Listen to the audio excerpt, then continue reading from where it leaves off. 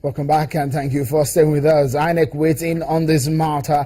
Mr. Olumide Osazouzi, INEC's Director of Virtual Education and Publicity, joins us from our Abuja studio. Many thanks for joining us. You've heard Honorable Linda Ekpeazu there and some of the grievances of the Ogwebego-led group. And they're saying that your commission is biased in this matter. Why will the commission not make its position known several weeks after the Supreme Court has made it clear that INEC should go and clear its table and make its decision on this matter?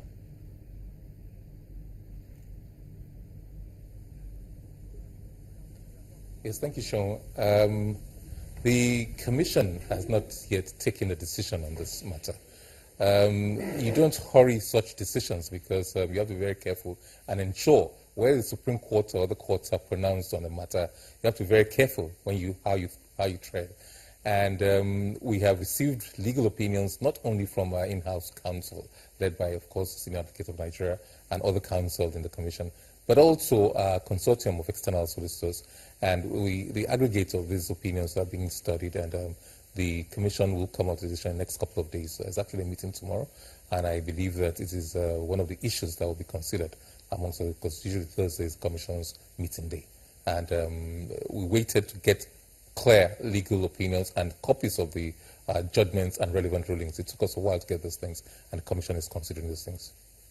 That the Commission is slightly confused here, because the Commission went to back to the Supreme Court after the Supreme Court made its judgment in January of this year, and the Supreme Court had said no. But the group is saying that the Commission is guilty of selective justice. That if it were the other group, they would have made their decision, and it would have made its decision known since. Well, there's absolutely no basis for that accusation being leveled at the Commission. Recall that when we had the Kogi impasse, the issues with Kogi, we sought legal advice and everything else. And one of the things a lot of people spoke about is that why doesn't INEC go to court? And of course, we got legal advice that no, you cannot go to court to get these things cleared.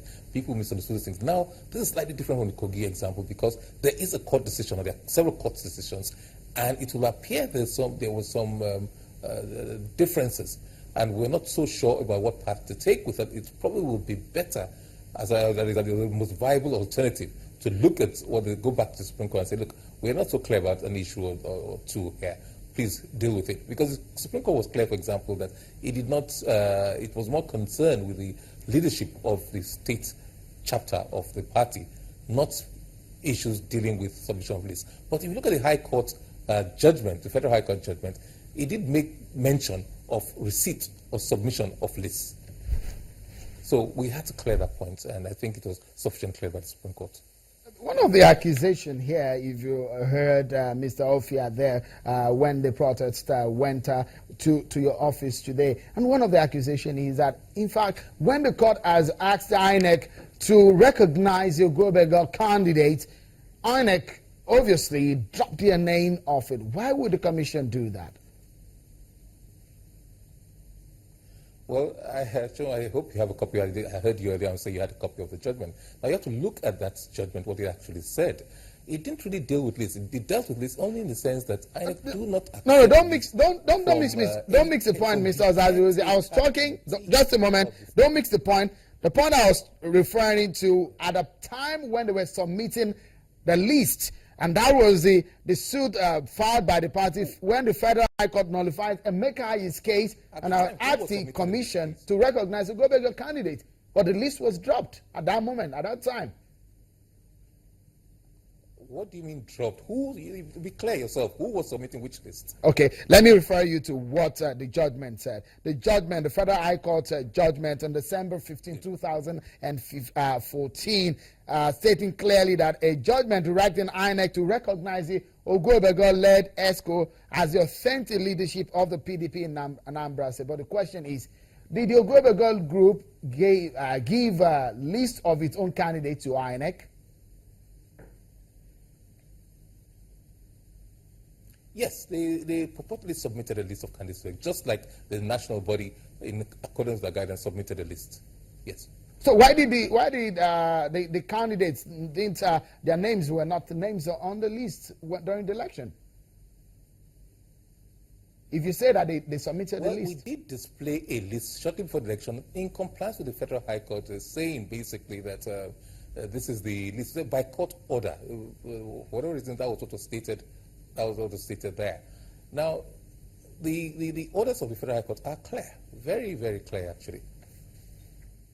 Very interesting. Let me quickly take you through the Rivers situation. We have seen and we have some new results coming from the Rivers rerun election. And one will be wondering, why are the results coming several days after? What happened between the last time you released some 10 results and now? Well, fortunately, you were in the Rivers State. It's not quite right to say the results are coming in piecemeal. Results are declared in the constituencies. This is not a governorship election. They're not declared in Port Harcourt. And even these results that are being provided to the public today had actually been declared in the state, in the constituencies, before our suspension of the exercise on Sunday, the 20th of March. So basically, after the meeting, after suspension and meeting with the REC and officers and monitors who went there, we now looked and said, let us see all the relevant results. Where are those results and declarations made? And we now saw that apart from the ones that had come to the state office at that time, others had been declared. We're not going to go into whether they were properly declared or whether they declared right people, but these are the results that were declared. So we're not necessarily validating those results, but these are the results declared, and we'll take it. We cannot do anything about it. There's some that may have been wrongly declared. Right. Thank you so much, Mr. Oluwole Osaze, as always, for adhering to our call on the program. Many thanks. He's the Director of Voter Education and Publicity at INEC. Many thanks also for being such a great coming on the program. On behalf of the team here at the Channels TV Global Headquarters in Lagos, I'm Sean Kimbalé. Bye for now.